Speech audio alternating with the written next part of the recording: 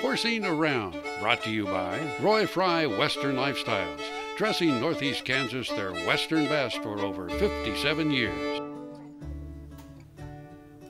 Hello, and welcome to Horsing Around. I'm Dr. Chris Blevins. I'm the assistant veterinarian here at the vet school with Equine Field Service, and today we're going to talk about a fairly important subject, getting close to winter and what we should do with our horses and get prepared for what's going to be considered kind of a colder season for our horses. One of the first things I think that a lot of owners ask is, how do we make sure we maintain weight on our horses, and what should we be feeding them through the winter? Probably the biggest thing that I think owners should remember about going through winter is most of the time horses are going to do fairly well as long as they have an area where they can go to be dry and get in out of the wind every once in a while. So shelter is fairly important in those situations. Most of the time, even with like a dry snow, they can sure be outside, and you'll see horses outside during a snow aspect. As long as it's not a wet snow, they're going to be fine, and as long as they have a nice hair coat, that's going to help protect them from the colder weather in those aspects too. Sometimes in the older horses, we will put blankets on them, and so you can go to your different stores and find a good blanket that fits. That's important too. So if you use a horse blanket, make sure it fits properly. A lot of times, a lot of blankets will rub the hair off of the shoulder of horses, based on ill fitting. So always double check those if you're going to put those on. But again, as long as your horse has a nice, healthy hair coat, they're in good body condition, and those body conditions can be judged, by your veterinarian to help you make sure that the horse is in the proper weight, especially going into winter. And there's some other aspects that we need to make sure we understand and owners use when it comes to horses and making sure they're ready for winter. And food is another part of that. Are they going to be using a hay bale to feed them, or they can use square bales? Most of the time, the round bales are going to be fine to feed your horses, but you need to make sure it's good quality round bales, because if they have a lot of dust and molds, that can actually lead to a lot of different disease processes towards the horse, and you should have your veterinarian check, especially if your horse starts to breathe really heavy, having trouble breathing, doing a lot of coughing. You might need to think about changing your hay source or changing out that round bale for some other product. And again, your veterinarian can help you with that, and any other nutritionist could also help in those situations. But for the most part, fiber and hay is going to be very important for those horses, because that's going to actually increase their body temperature just based on eating some of those roughages, especially when it gets fairly cold. So that is something to also keep in mind.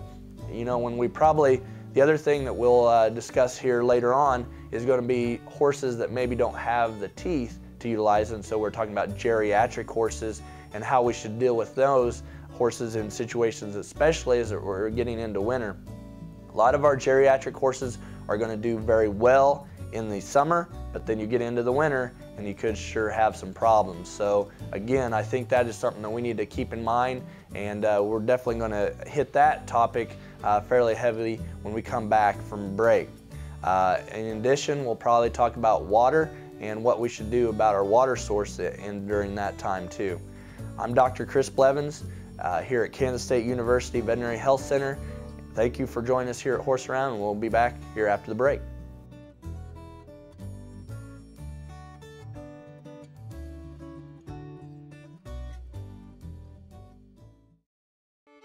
Horsing Around, brought to you by Roy Fry Western Lifestyles, dressing Northeast Kansas their Western best for over 57 years. Hello, I'm Dr. Chris Blevins here at Kansas State University Veterinary Health Center with Equine Field Service, and thanks for coming back to Horsing Around. Just like we were talking about in the previous segment about horses and getting them ready for winter, and what we were starting to discuss about was geriatric horses, horses that are greater than 20 years of age. How should we deal with those and make sure we manage them coming into the winter and through the winter process? One of the crucial things is to make sure that they can actually eat hay material, and if they cannot eat it, if they're spitting out the hay or even grass during the summer or into the fall, starting to lose some weight, there's some things that you need to probably go and discuss with your veterinarian to see what else we can do for that older horse to make sure that they can make it through the winter. One of the first and most crucial things is actually going ahead and having their teeth checked, because if they do not have the teeth to utilize and chew up the roughage and forages, then we need to maybe address some of those things, do dental work your veterinarian can do, and possibly change the diet on your horse. Just because that they have minimal teeth doesn't mean that they're going to have to die or you have to put them down. It just means that we need to manage them differently. It does make it a little bit more expensive, but you know what? A lot of those geriatric horses mean a lot to a lot of different people, so they can be managed. You just need to get your veterinarian involved, and that should be a fairly easy process to make sure that they can get through that winter process. The other thing that we're going to discuss is water sources. So what should we really worry about as far as water in winter?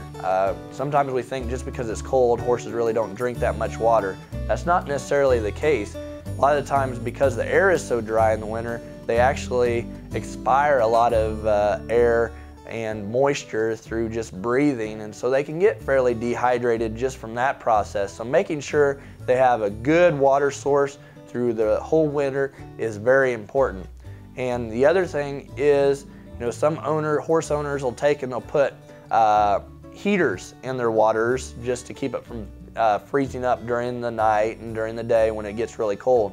Heaters are a really good aspect to use. That makes sure that the horse has availability to fresh water all the time, so it's not frozen. But the other thing you need to be careful with is if that horse isn't drinking from that water source and it has a heater in it, that heater could be shorting out. So making sure that it doesn't have a short in it is important. So if that water isn't going down and they're not drinking very much of it, you might need to check it and check that heater to make sure that it's not shocking the horse, because they will not drink obviously from something that's going to shock them in those water sources. So that is also a very important aspect to remember about horses and getting through the winter. Water, food, and be able to utilize the food and shelter. And so those 4 things are important to try to make sure we get through the winter. Last year we had a real mild winter.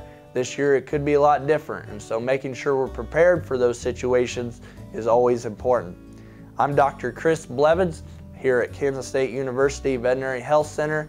If you have any other questions or concerns and just want to talk to one of the veterinarians here at the vet school, you can sure give us a call at 785-532-5700, or you can visit the website www.vet.ksu.edu. Thanks, and we'll see you around.